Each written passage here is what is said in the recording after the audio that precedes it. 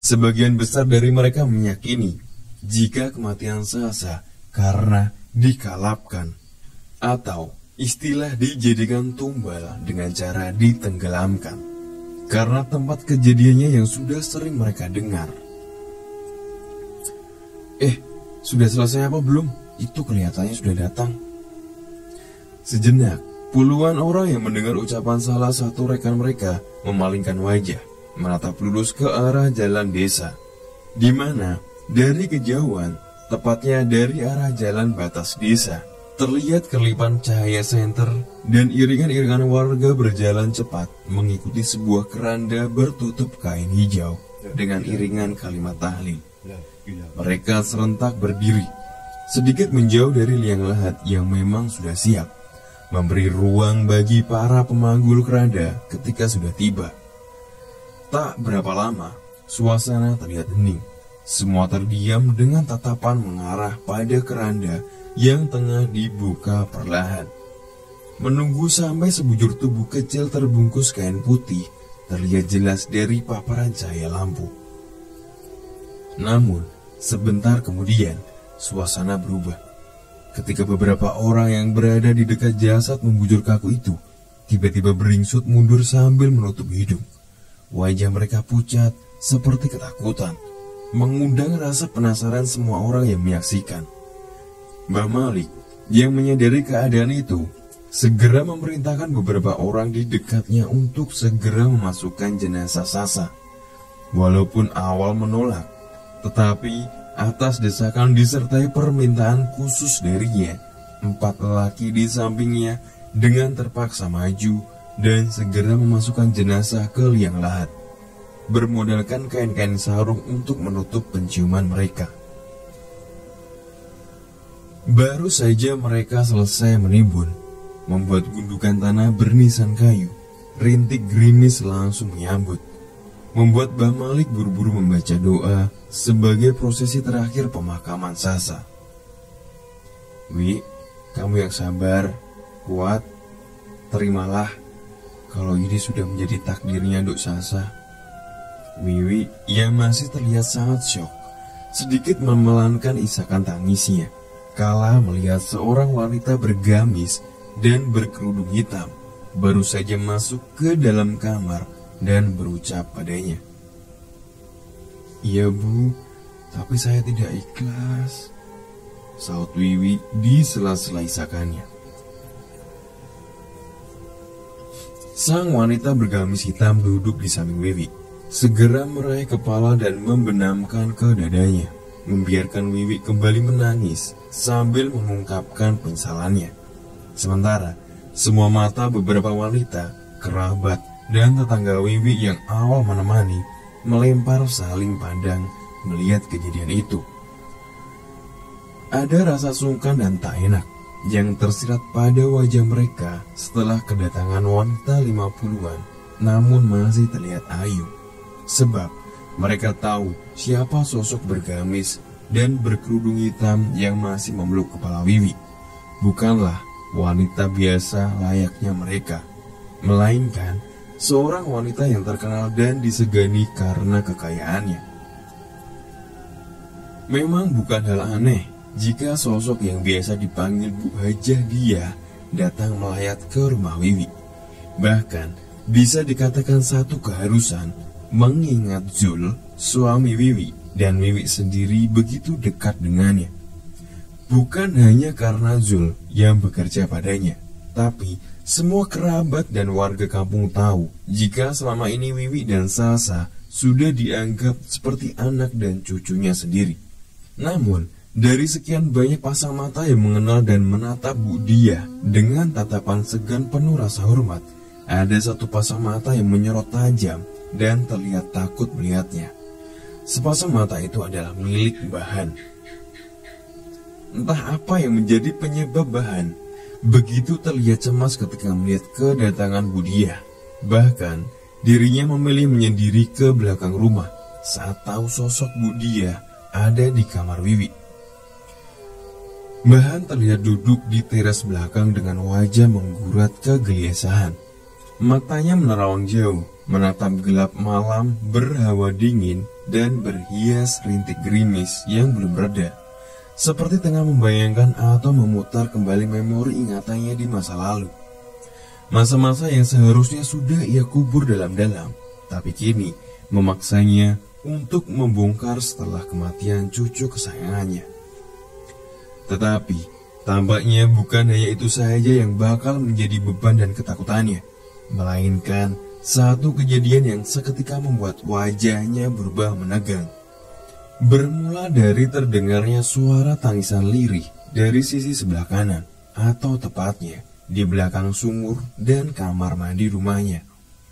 Awalnya, Bahan tak menghiraukan tangisan yang lebih kepada sebuah suara rintihan. Ia beranggapan jika suara itu berasal dari keponakan atau pelayat lain yang memang pada saat itu masih sedikit ramai. Akan tetapi, ketika suara itu dirasa semakin jelas dan semakin mendekat ke arahnya, Bahan mulai merasakan hal lain. Apalagi, suara yang lagi-lagi terdengar seperti begitu dekat di telinganya, jelas milik suara seorang anak kecil, membuatnya spontan terhenyak dan bangkit dari kursi plastik. Matanya sejenak mengedar, mengamati tiap-tiap sudut yang terpapar jangkauan cahaya lampu teras, mencari sumber suara. Lama Bahan tertahan, berdiri dalam kebisuan tanpa tahu sumber suara yang masih terdengar. Sampai akhirnya, dia memutuskan untuk melangkahkan kakinya ke arah yang diyakini. Namun, sesampainya ia di tempat itu, hanya keheningan dan gemericik tetesan air dari atap genteng kamar mandi yang terdengar. Selebihnya, suara yang sempat membuatnya merinding hilang. Setelah memastikan keadaan dan meyakinkan dirinya sendiri, Bahan berangsur meninggalkan tempat itu. Tapi kemudian urung, manakala tiba-tiba hidungnya tersapu satu aroma yang menyengat. Aroma yang sesaat membuat Bahan tertegun, berpikir dan mencoba mengingat. Hingga saat sapuan aroma itu kembali menyusup ke rongga hidungnya, Bahan langsung terjingkat. Ia kini ingat betul, jika aroma layaknya bangkai yang membusuk sudah 2 kali ia cium sebelumnya, yaitu saat ia membuka kain kafan Sasa dan saat pemakaman Sasa. Saat itu juga wajah Bahan pias memucat. Ia terbayang kembali satu kengerian yang hanya dirinya dan Mbah Malik lihat ketika membuka kain kafan milik Sasa, di mana bukan jasad cucunya terlihat oleh matanya, tapi seekor bangkai ular tak bermata yang menjadi penanda suatu pewadalan. Ya Allah, apa yang sudah terjadi? Apakah... Tak kuasa Bahan untuk meneruskan gumamannya. Ia memilih meninggalkan halaman belakang itu dengan cepat. Sekarang, satu kejanggalan sudah terjawab, tapi kini muncul kembali dan ini sepertinya jauh ia rasakan lebih besar. Sebentar langkah Bahan terhenti di ruang keluarga, menajamkan pendengarannya pada sebuah kamar yang hanya berjarak beberapa langkah. Seperti ingin memastikan, meski pintu kamar sudah tertutup rapat, namun baru saja ia akan kembali melangkah, satu sapaan dari belakang menahannya. "Bapak?" Bahan terkejut mendengar suara Zul yang tiba-tiba sudah di belakangnya. Tapi Bahan lebih terkejut lagi saat membalikkan tubuh melihat sosok Bu Diah berada di samping Zul. "Ini Bu Diah mau pamitan sama Bapak." Bahan terdiam, mulutnya seolah terkunci. Meski ia melihat sosok anggun Bu Diah tersenyum padanya, tapi dari balik senyuman itu, Bahan seolah melihat satu kengerian yang menakutkan. Hingga membuatnya cepat-cepat menunduk setelah mengangguk pelan.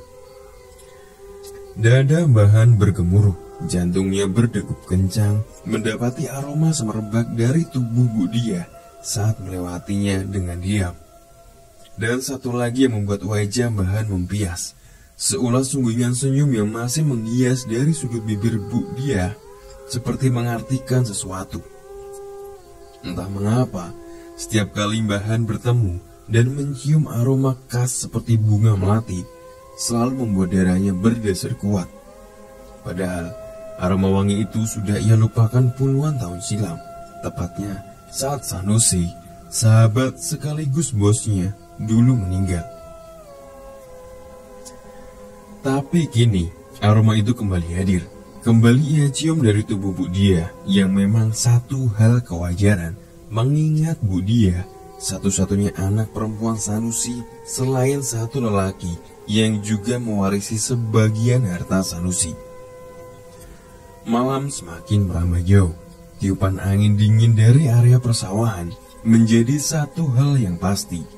Setiap hari, setiap malam, dirasa warga sekitar. Tapi malam ini, malam duka bagi keluarga besar Bahan. Angin yang berembus terasa anyep.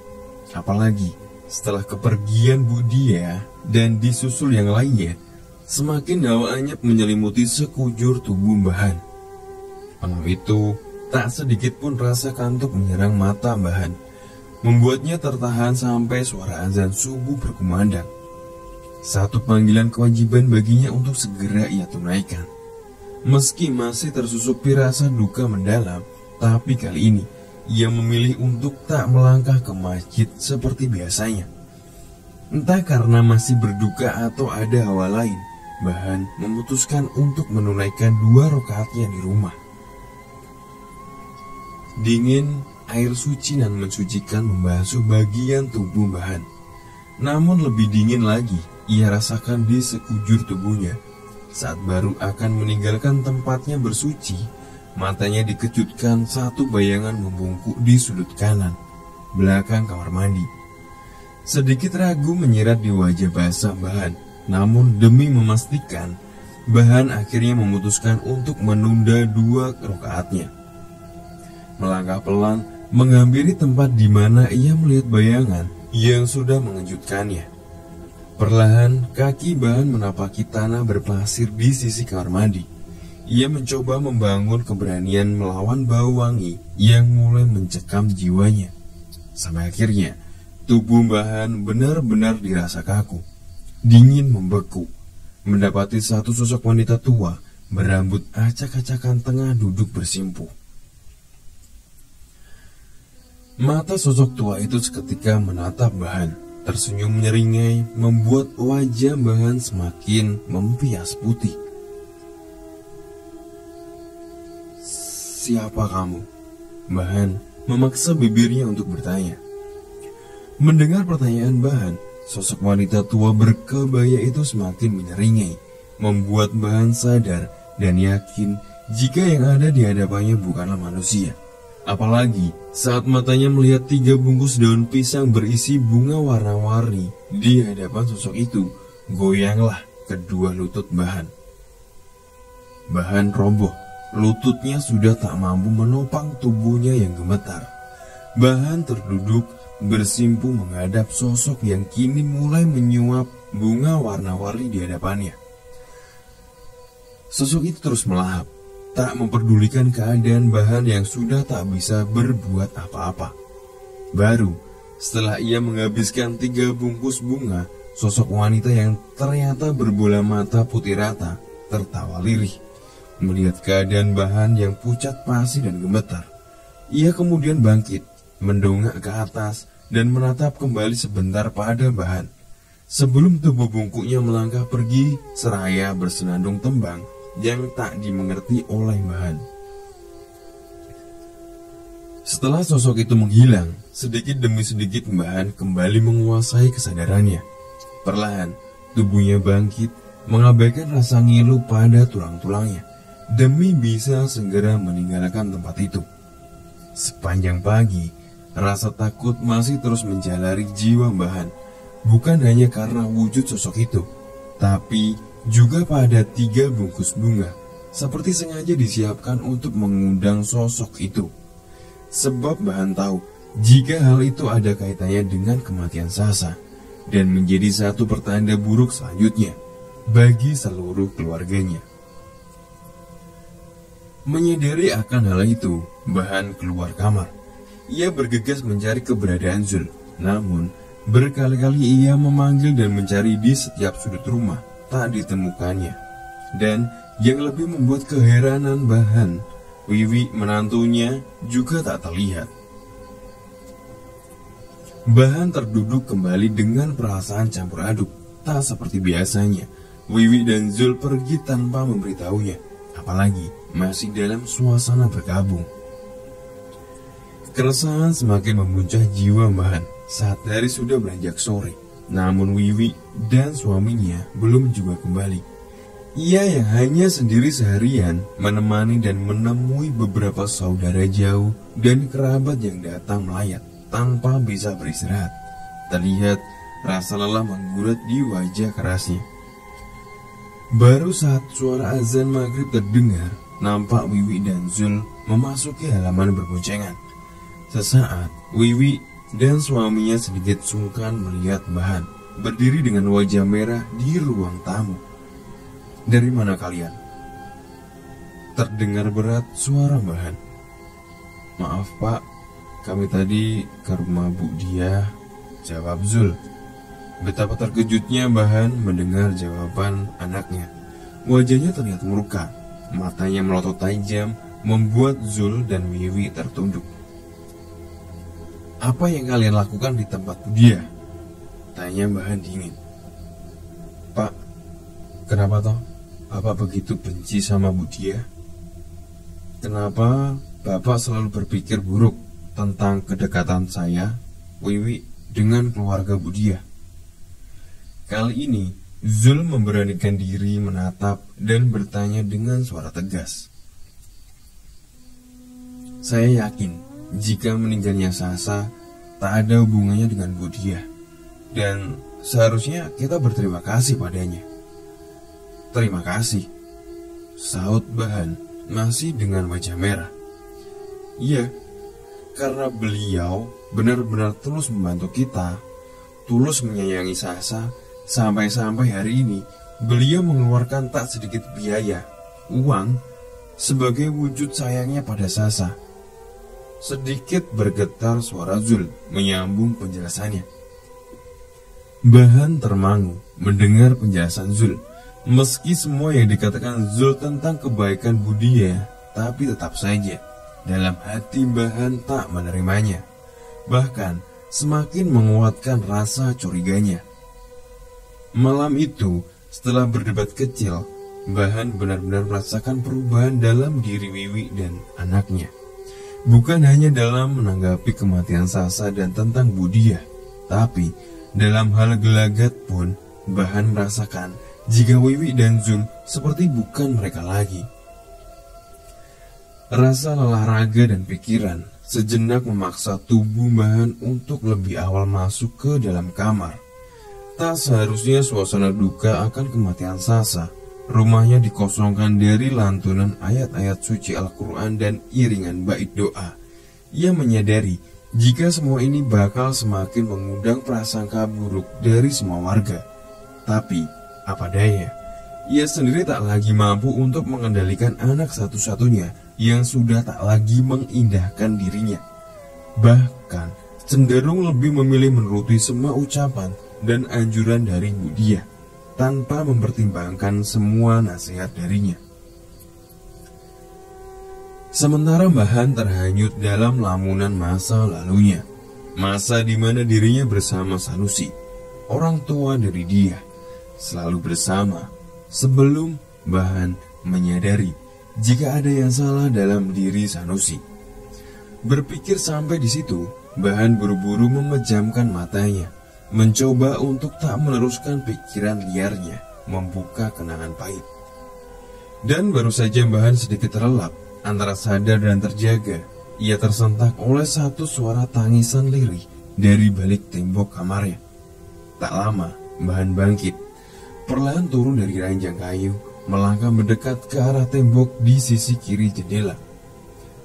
Hening, tak ada lagi suara tangis merintih, membuat Bahan berpikir jika suara yang ia dengar baru saja adalah bentuk dari keresahannya.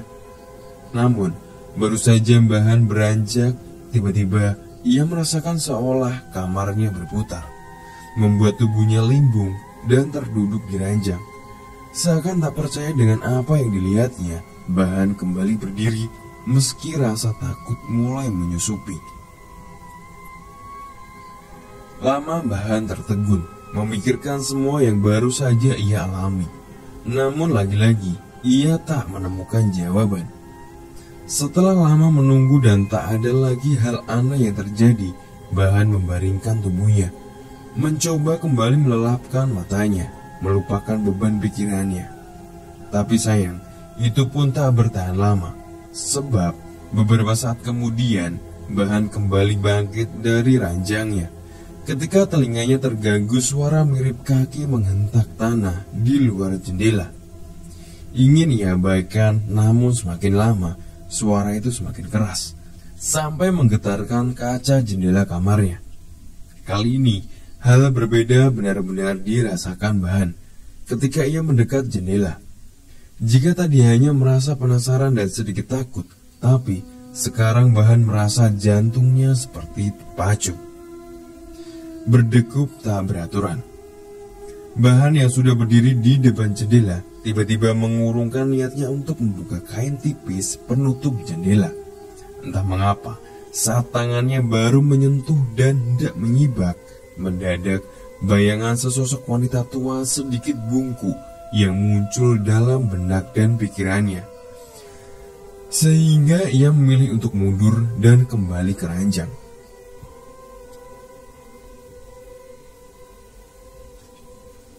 Kakung, Kakung.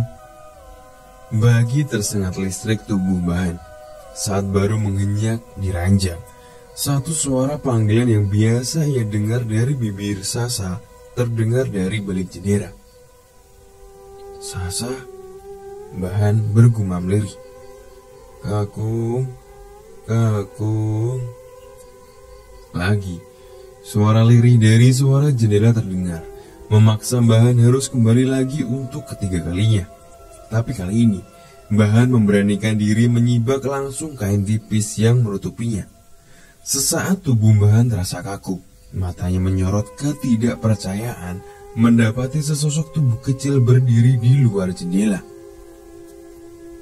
Sasa, terbata suara Bahan, merasa yakin jika sosok yang berdiri membelakinya di luar jendela adalah sosok Sasa. Bahan hafal betul dari rambutnya yang berkepang dua sampai pakaian yang dikenakan terakhir Sasa masih dirinya ingat. Namun sebentar kemudian Bahan tersulut mundur ketika sosok Sasa membalikkan tubuhnya. Ngeri takut membaur dalam jiwa Bahan. Mendapati wajah sosok Sasa berlumur darah hitam dan sudah tak bermata. Bahan cepat-cepat maju, menutup kembali kain gorden jendela. Ia sadar jika sosok mengerikan itu bukan Sasa cucunya, melainkan wadalnya saja. Kini, wajah Bahan bukan saja pucat, melainkan menegang kuat. Saat lagi-lagi ingatannya membenturkan dengan masa lalunya, Bahan tak ragu lagi dengan kesimpulannya. Setelah jelas melihat wujud wadal Sasa, menambah keyakinan jika cucunya adalah korban tumbal perjanjian 1000 tumbal das, 1000 tumbal kepala. Kembali Bahan terenyak, tapi kali ini bukan jendela yang menjadi perhatiannya, namun pintu kamarnya. Bukan juga sebuah ketukan yang membuat Bahan spontan bangkit, tapi satu aroma khas syarat pemujaan menusuk tajam hidungnya. Perlahan Bahan membuka pintu dan melangkah keluar, mencari satu bau yang teramat dibencinya. Bau yang dulu sering digunakan dirinya demi kepentingan Sanusi. Tapi sekarang, bau itu tiba-tiba santer tercium kembali olehnya. Bahan terus melangkah dari ruang ke ruang, namun belum juga menemukannya. Padahal, bau itu masih pekat tercium. Hampir seluruh sudut ruangan dalam rumahnya ia cari, tapi tetap hasilnya nihil. Entah mendapat keyakinan dari mana, Bahan saat itu ketika tiba-tiba kakinya seolah dituntun untuk menuju teras belakang, di mana ia sendiri sudah 2 kali mengalami hal ganjil menakutkan. Cahaya remang menjadi pemandangan awal bahan di teras. Sebenarnya, hal itu sudah menjadi kebiasaan hampir seluruh teras di rumah-rumah penduduk, termasuk rumah bahan sendiri. Tapi kali ini, cahaya remang itu dirasa lain olehnya. Sebab dari keremangan itu, mata bahan menangkap asap-asap tipis melayang pelan. Sejenak, bahan tertegun, manakala dari arah ujung sebelah kiri, di belakang kamar mandi, sekaligus tempat di mana dirinya terduduk ketakutan saat bertemu satu sosok perempuan bungkuk. Ia melihat kemeluk asap putih membumbung. Ia bingung antara takut dan penasaran.